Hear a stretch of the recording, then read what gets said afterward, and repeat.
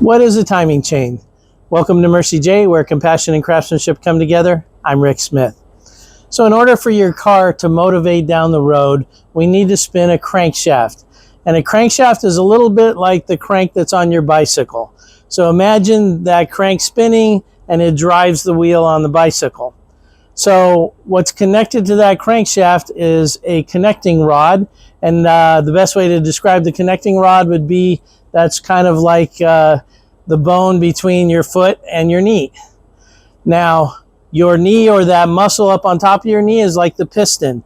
And so when the engine fires, the piston is forced down, spins the crankshaft, makes you go down the road.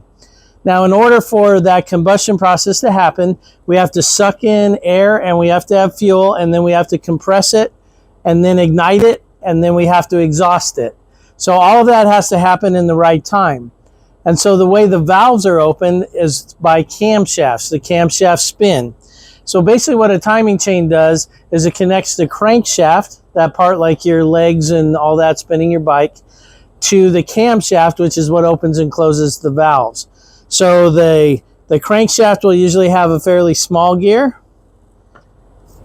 and the camshaft will have a larger gear. It can vary quite a bit. And then in between those, we have one or more chains. And you can see this one looks very similar to a bicycle chain.